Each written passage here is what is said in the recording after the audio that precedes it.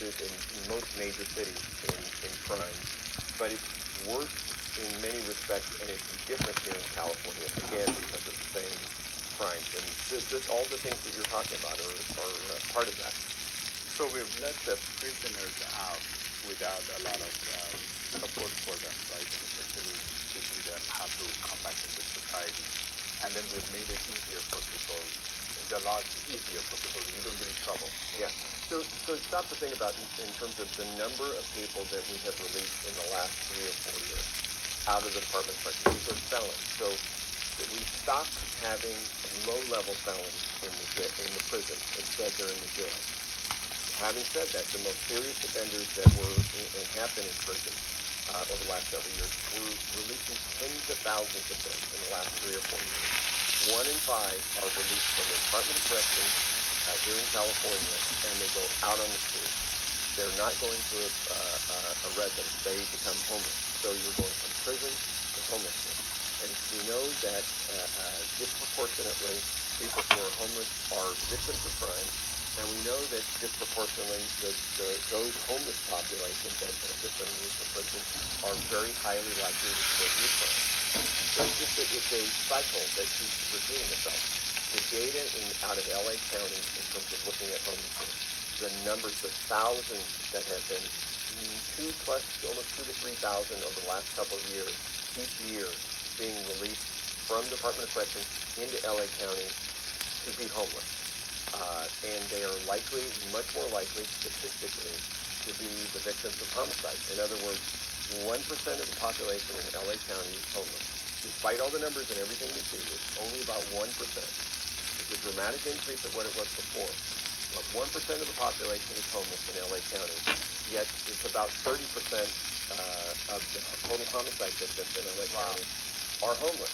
So they're becoming the victims of crime as well. This whole thing is very interrelated, and it's very preventable, and it's directly caused by poor public policy decisions that were adopted by the state of California. And there was a lot of videos about it was this police officer, a 7-Eleven employee in Stockton, right? That there was a research in the store. It looked like he was homeless, right? And homeless, and he was taking stuff, and then they ended up picking him up, right? And they were going to get. There was some news about them getting in trouble, right?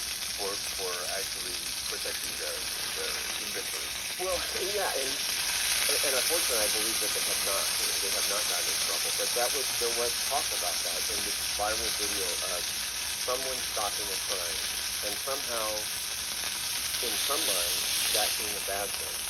In other words, he wanted to take their property or take the property of the store, and he should be allowed to take it. That's exactly what I'm getting at in terms of cultural thing that has happened in the last several years.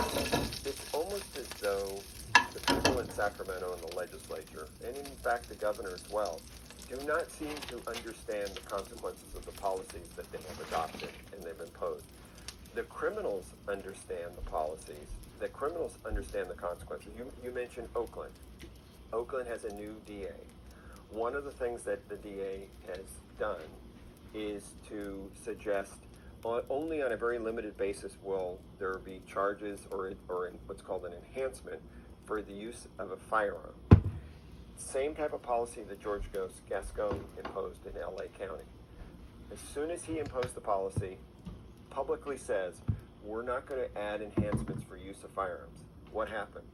More firearms in the hands of criminals, because the criminals say, well, I'm going to go commit a smash and grab. Might as well bring a gun, because if I get caught, there's no consequence for that. I don't get in additional trouble. It won't serve additional time for carrying a firearm. So there's no deterrent from carrying firearms. And I hear people that say, well, how do you know that it works as a deterrent?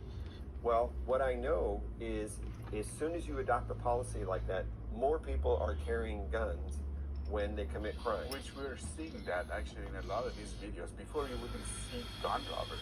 Right. Like, you know that Oakland is a rough area. Right. In some parts it's rough. Yeah. But you wouldn't see like people coming with a gun to it. Right. To try to rob a 84-year-old ice cream shop, right? Ice cream vendor. in the street. Yeah, and now they do because they know there's not a consequence. I just find it's appalling, really, that